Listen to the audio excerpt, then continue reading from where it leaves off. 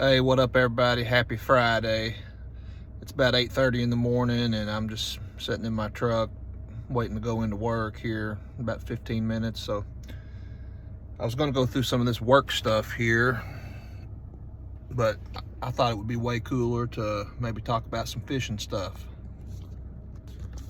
As you can see here, I got a lot of my baits in the truck with me just because I was going to talk to somebody I work with about bass fishing, because they didn't really know much about it, or they didn't really know what some of the, in my opinion, the higher percentage baits to throw were.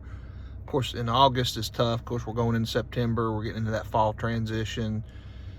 So I'm just going to talk about some baits that I plan on throwing next time I go out to go bass fishing. So number one on the list is the Rapala Crush City Freeloader. I like to rig it up on a Carolina rig with a pretty long leader, anywhere from 18 to 24 inches. So this bait was designed to fish with forward-facing sonar on a simple jig hook.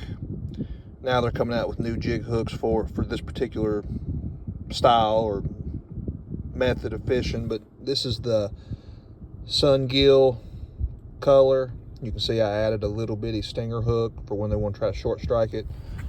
But we got Sungill, obviously black and blue, green pumpkin, and then shad pattern. And as you can see, I've dipped the tail in some of that chartreuse dip and glow, and actually did the same thing on this Sungill pattern. I need to get some more of the shad pattern ones. They got a lot of different patterns. They got orange crawl. Just a great bait to just throw out there and wind it back into you real slow. And of course we've got chartreuse, green pumpkin chartreuse, pepper flake. Next on the list would have to be a old monster 10.5 inch ribbon tail worm. Green pumpkin's hard to go wrong with.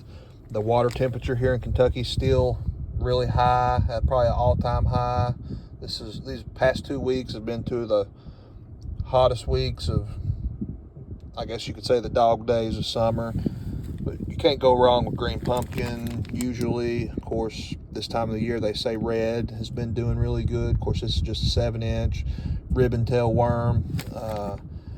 Ribbon tail worms in general are good if you ain't got no 10.5 inch ribbon tail worms. Even a straight tail worm, a big 10-inch straight tail worm. The bass metabolism is at an all-time high right now, so they're still looking for that big meal, in my opinion, but that's going to change probably really soon. It's supposed to cool off and rain this weekend, and we may not get any more of them 90 to 100 degree days. Once that happens, there's going to be some changes. Guys, I can't never leave out a stick worm or a Cinco, whatever you want to call it. This one just happens to be green pumpkin. Some people refer to them as a cigar worm. But you can just do so much with these. You can wacky rig them, you can Texas rig them, you can drop shot them, you can nose hook them, you can cut them in half and make Ned rigs out of them. There's such a versatile bait, and they catch fish, I mean, year round. I mean, it's just hard to beat a stick worm. A couple other baits that I'm always going to have tied on. I'm always going to have tied on a chatterbait, or some people like to call it a bladed jig. And for a shad pattern bladed jig, I gotta hurry up and wrap this up, guys. I'm gonna be late for work. But a shad pattern bladed jig with one of those freeloaders on there, preferably a shad pattern. I've got other minnow style baits. There's one right there.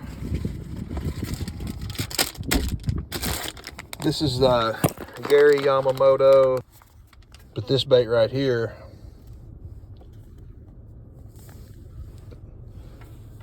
this one in particular right here, would be fire, I think, on this bladed jig. Of course, we can't forget about our standard jigs.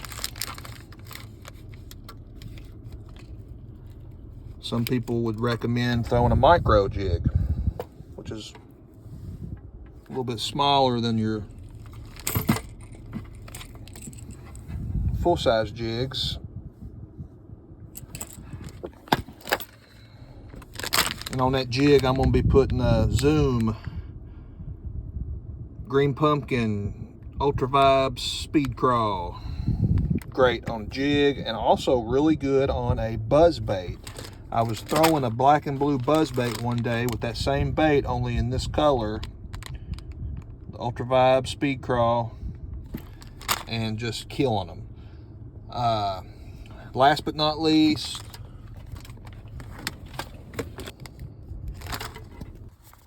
but this bait right here,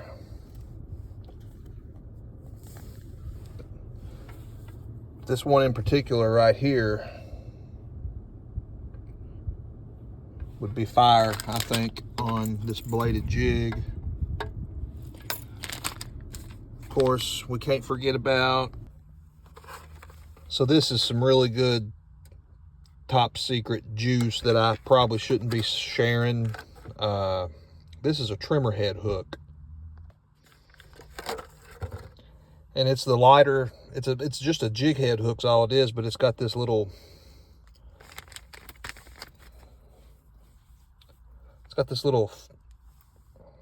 I don't know what you'd call it, plastic, rubberized, almost like a suction cup, but shaped a little different. But it, as you just work it like a crankbait or a spinnerbait. You throw it out there and reel it in, and that resistance that it creates, it gives it that side-to-side wobble. Well, with this, I think I don't know if this is a 3.5 or a 4-inch. Yeah, I think this is the 4-inch. But this is Aco right here. I'm gonna put it together for you. So that's what it should look like when you put it together. And the way this bait's designed to work, it's supposed to kick from side to side like that. And that's what this trimmer head hook does. It kind of gives it that crankbait, square bill kick like that. I probably shouldn't be telling everybody about that, but that is an awesome bait. I mean, probably for any time of the year. It's kind of like a finessey, almost power fishing technique. If you go with the heavier size heads or hooks, yeah, you're going to be fishing faster. But with these lighter ones, you can slow it down quite a bit, and you talk about an awesome combo right there. And of course, we got to have a top water bait of some sort, and I'll show you a couple of my confidence baits real quick. That right there, Strike King, pretty sure it's Strike King who makes it. It's a Sexy Dog Junior in a shad pattern, just like a Zara spook. Do that walk the dog action. You got to kind of work it like a jerk bait, throw slack at it, and it goes side to side. But they have a full size, but this is the junior. Really love this bait. Love these Guggen brand plopper style baits. Hey guys, I'm gonna show you one more, then I got to go to work. The last but not least would be a shaky head. That bait's made to stand up, just like that, when it's on a rock or a log or any hard surface. That's why it's flat on that one side. But I like to use a shaky head hook on a 6-inch finesse worm. And of course, there are very many finesse worms to pick from. Guggen baits make some great ones. They're not I don't think they're quite 6 inches, but this is what they call the Slim Shake. I've got baby blue, black and blue. I had some other ones, but I really like those in dirty water. And then in clean water, but in clean water, I really like green pumpkin color, and I have some somewhere. I just can't seem to find any. Like I say, I'm in a hurry, but don't be afraid to throw them big 10-inch worms on that shaky head hook too. I mean, or a cigar worm, stick worm. Don't be afraid to throw those on a shaky head too. And those are great for dead sticking it.